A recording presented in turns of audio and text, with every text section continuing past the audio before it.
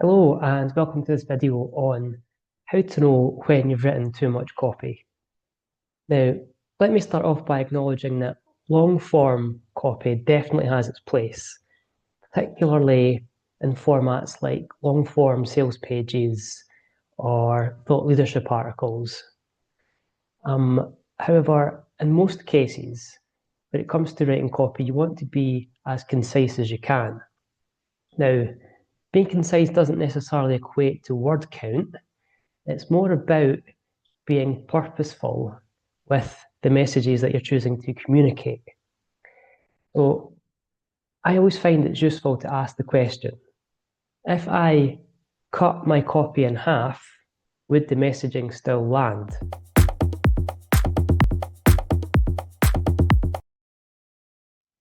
Okay, so let's kick things off by first of all looking at when long form copy is more appropriate. So when you are selling a high stake item or a high value item or service, then generally longer form copy is more convincing. So if you were writing a sales page to sell a course, for example, and the retail price is $1,000, then generally you want the copy to be longer to give you more opportunity to persuade the reader to invest.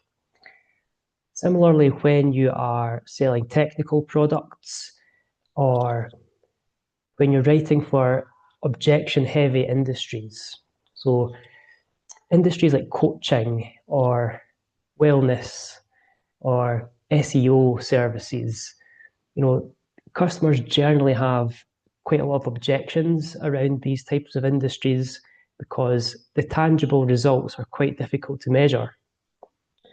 Now, other instances where long form copy can be useful is where the reader has already invested in the product or service that you're trying to sell. So this could be like through a tripwire product, for example. If they've already bought something from a company at a fairly low price, then they're invested in the brand and they're more likely to be interested in the product, the high ticket product. So essentially, they're a warm lead. Now, in that case, longer form copy can help seal the deal for them.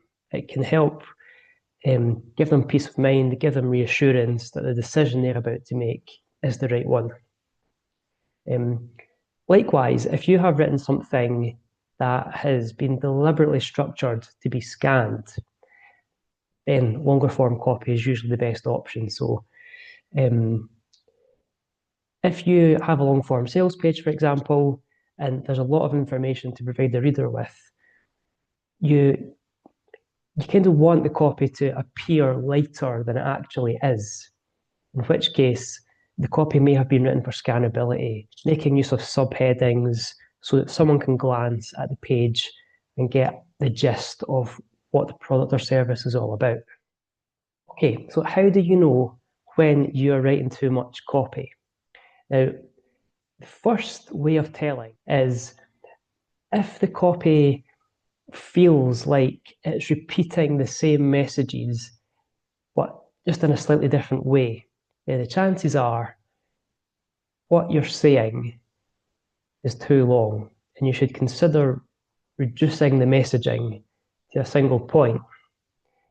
Likewise, if you feel that you're adding in extra lines that sound persuasive but aren't necessarily saying anything new, then that could be an indication that you're clutching at straws a little bit and you're writing just to increase the word count rather than to portray the purpose behind the messaging.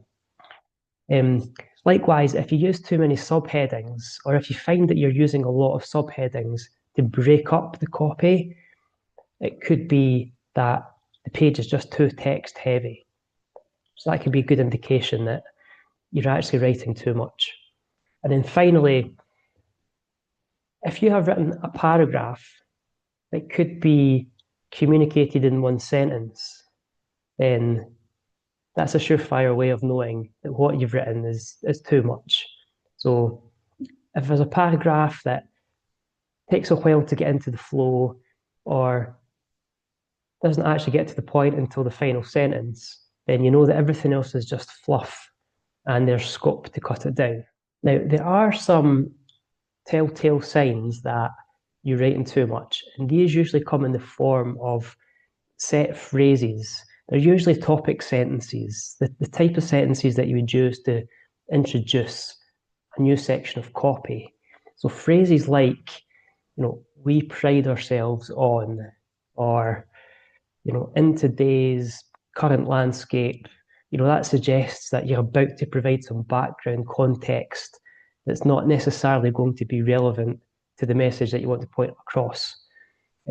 Likewise, at this company, we believe in ... You feel like you're providing just a bit too much context. And if it's a sales page, you just want to get to the point quicker. So let's take a look at an example of a piece of writing that has quite a lot of additional context that's not necessarily needed, and have a look at how we can rewrite that into something that's far more concise. Okay, so let's start by reading this paragraph of text that we have here. At XYZ Consulting, we pride ourselves on delivering innovative technologies that are tailored to meet your business needs. A team of experienced professionals will work closely with you to identify your pain points, develop strategies, and implement effective methods that drive measurable results. We believe that collaboration, transparency, and commitment are the keys to long-term success in today's competitive environment. Okay, now let's compare that to a shortened version. We help mid-sized businesses improve operational efficiency using custom-built software. Whether automating manual workflows or integrating scattered systems, we work directly with your team to identify ways of saving time and reducing costs. Now, what you'll hopefully notice between the two examples here is that the second one is just far more concise. Essentially, what we've done here is we have got rid of the fluff and any unnecessary context and any unnecessary content. So phrases like mid-sized businesses has helped us identify the target audience more specifically. Using custom-built software, we've been more specific about the product itself. Instead of saying innovative technologies, we're being specific. It's custom-built software. The phrase automating manual workflows or integrating scattered systems, that takes the place of pain points, strategies, effective methods. Again, we're just being a bit more concise about the process behind the product. Then finally, at the very end, we have saving time and reducing costs. So we've managed to introduce a benefit there so that the customer knows what's in it for them.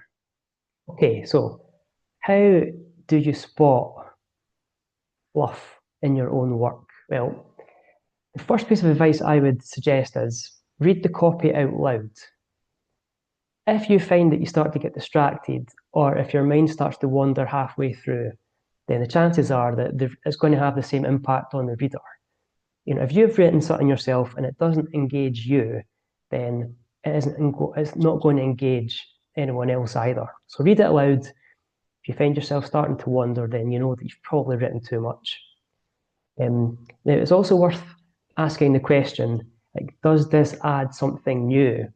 Or am I just echoing the last sentence? So go through the copy sentence by sentence and ask the question, am I actually saying something new here? Or am I just writing a variation of what I said before? In copywriting, every sentence should be working towards a close. So you have to think thoughtfully about every sentence in the paragraph. It needs to have a purpose and it needs to have an intention. Another effective way of knowing whether you've written too much is to think about the copy in a different context. The way that I like to do this is by thinking of it in terms of a PowerPoint slide. Can I fit this paragraph of text into one PowerPoint slide? And if the answer is no, then you know that you've probably written too much. So taking the copy out of context and applying it in a different context, ideally something that's a bit more minimal, can be a good indication of whether the copy will translate, whether what you've got is the appropriate length for the medium that you're writing for. Okay, so here's what I would suggest that you should do instead. First of all, you should go through your copy and aim to tighten each paragraph into one single clear point. There's no point in making, 3 different points within one paragraph if they're essentially saying the same thing. So try and keep each paragraph to one singular point. Well, there is such a thing in copywriting called the rule of one, which is one message, one call to action, and one piece of copy. Now, that can apply really well when you're writing something that maybe has a few different messages that all come together to form one main point. So try breaking it down a little bit by having one clear message per paragraph. It's also a good idea to focus on what's useful for the reader rather than what sounds good when it's written down. New copywriters are quite guilty of this. They write clever turns of phrase so that it sounds good and so that it sounds impressive. But unless the information is actually useful to the reader, then it's essentially just fluff. It's also a good idea to try cutting 2 sentences off of every paragraph that you have and experimenting to see if you can rearrange it to ensure that the messaging still lands. So if you have a 5-sentence paragraph, try cutting 2 sentences from that so that you will end up with a 3-sentence paragraph. And try to rearrange it in a way that the original message is still there and it still lands with what you're trying to communicate. Another good way of reducing the fluff is to think about the formatting. So try using bullet points in place of full paragraphs, or try adding subheadings in. Now, I know that we mentioned earlier that sometimes subheadings are an indication that you've written too much, and this is true, but in some cases, you can actually replace entire paragraphs with a single subheading, especially if it is benefit-driven. You don't necessarily need to provide all the context and all the background information that comes with a paragraph if it can be condensed into a single benefit-driven subheading. Likewise, just consider the space. Try and avoid text-heavy blocks. Apply that sort of classic LinkedIn article formula where you've kind of got like a sentence on a single line or a couple of sentences over a single line. And I realise it's become a bit cliched and a lot of people sort of complain about it a lot, but there's a reason that it's still being used. It's because it works. So just consider the spacing on the page because it can make the copy appear lighter. So just a few closing thoughts on how to know when you've written too much. Now, being able to trim your copy and essentially edit it, it does take a bit of practice. It's not about having a minimalist approach. It's about having an intention behind the message that you're trying to communicate. Now, there is a sort of common rule in novel writing that you should always cut 20% of your first draft. And I actually think that this can be applied to copywriting as well. So if you have written something and you have a feeling that it's perhaps too long, then aim to cut 20% of it. It's that 80-20 rule.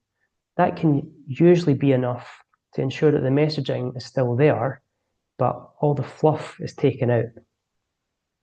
Now, if you have any advice or any tips on how to edit your own work, how to reduce the word count of your copy, if you feel what you've written is too long, then let us know in the comments.